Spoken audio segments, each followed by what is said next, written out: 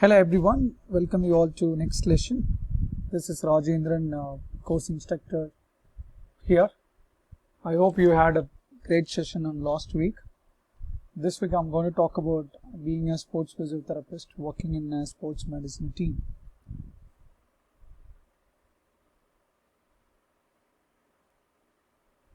Learning outcome. At the end of the session, you will be able to discuss the importance of sports medicine team. You will be able to explain the pre-season, in-season and post-season goals and responsibilities as a sports physiotherapist, and you will be able to demonstrate the work ethics in sports medicine team. Let's move on to introduction. So as Babe Ruth said, you may have the greatest bunch of individual stars in the world, but if they don't play together, the club won't be worth it. What does it mean by?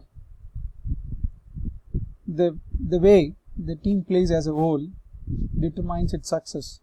Yes, it's all about the individual commitment to a group effort. This is what means it makes a teamwork. And consistency and the persistence, these are the two main things to build a strong team. Together, we are a great team with having a trust, respect and understanding for each other. In the end, success will be ours. Now, let's discuss something about sports medicine. What is sports medicine here? Sports medicine is a branch of medicine which deals with the physical fitness and the treatment and prevention of injuries related to sports specific or exercise specific, which means the sports medicine is a breadth of a content and it lends itself to being a practiced by MDT. That's called multidisciplinary team of professionals with specialized skills who provide optimal care for the athlete and to improve each other's knowledge and skills. Also, sports medicine is specialized in the treatment of athletes and other physical active individuals. Also, it plays a vital role in treating musculoskeletal injuries. The sports medicine, which also advise on managing and preventing injuries. Now, let's talk about what is included in the sports medicine team. I call it as a PCMA. It's called Pre-Competitive Medical Assessment, which will be discussed later in this module by Dr. Tyagarajan. Now let's have a brief introduction.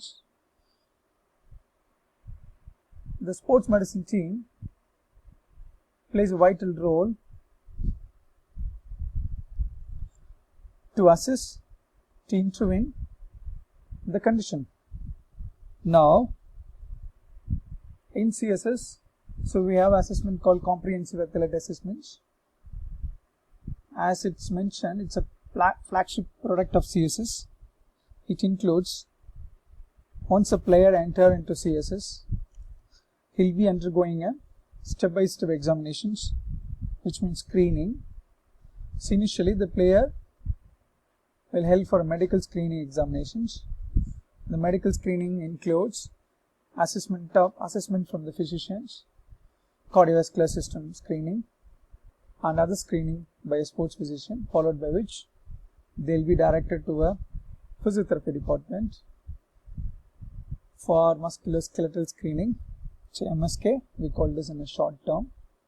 So MSK includes posture examinations, flexibility assessment, strength assessment, balance assessment. Also, it includes isokinetic testing. The testing differs according to the sports, according to the individual,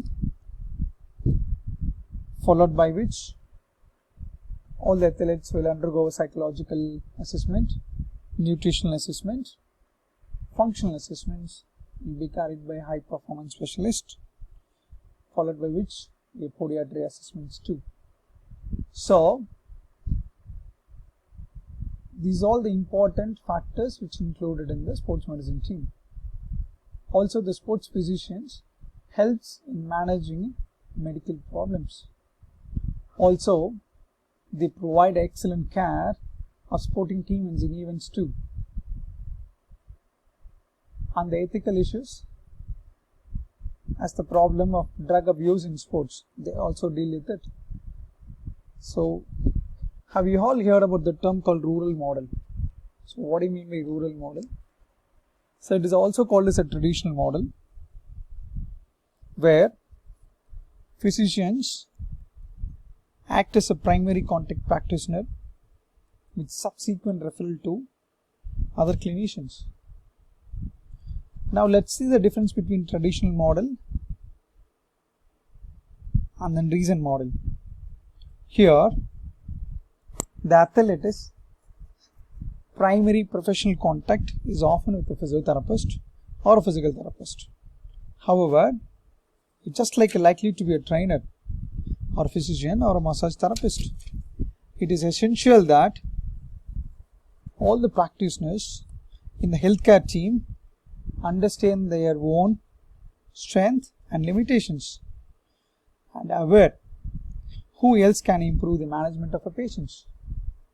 When you talk about urban model or a recent trend model in a sports and exercise medicine team, it includes sports physicians, sports physiotherapist, athletic trainer, massage therapist, exercise specialist, nutritionist, coach, sports psychologist, and sports scientist. Here, an athlete and a coach will be protected by a physician, trainer, physiotherapist, massage therapist, podiatrist, and other healthcare professionals, psychologists, and dietitians. So the athlete and coach, the entire process can be surrounded by a group of healthcare professionals here. So each and every athlete has to have a physician assessment, followed by which a physiotherapist has to help them to prevent injuries, injury management or injury preventions. They do rehabilitate, and then massage therapist, they help athlete during the recovery process. Podiatrist, they'll also play a vital role in doing a podiatry assessment, which means the pressure distributions during static as well as dynamic. Also they do a running gait analysis, and psychologist plays a vital role, and dietitian of course. So the entire phenomena is called the sports and exercise medicine model in a recent trends. Now let's talk about multi-skilling. What do you mean by multi-skilling? So multi-skilling, that is a potential of an individual to work in a particular area of field. Here, skill in a particular area of sports and exercise medicine. So when you work for a team or an event as a sports physician, or you are part of the sports medicine team, sometimes there might be an overlap between different practitioners, but what the practitioners should aim at, they should aim at to increase the knowledge and skills in areas other than the one in which they received a basic training. As a physiotherapist, for example, physiotherapist has to help athlete to recover from injuries, rehabilitate, develop their muscle strength. This is all about multi-skilling. I can give you an example for a multi-skilling. An athlete or a player presents with pain in the lower limb or overuse injury in the lower limb. Here, who plays a major role? Either the podiatrist or a biomechanist likely has the best knowledge of a relationship between abnormal biomechanics and the development of the injury.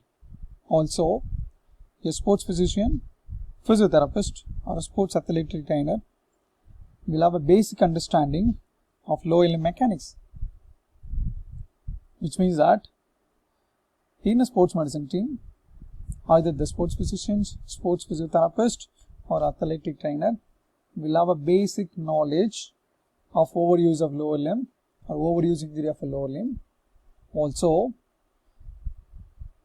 as per the multi-skilling, the podiatrist has the ability, or the biomechanist has the ability to identify the relationship between abnormal biomechanics and development of injury. Though we are completely aware of the injury mechanisms, they have the best knowledge. I can give this other example. An athlete who presents with the complaining of excessive fatigue and a poor performance, here who plays a major role?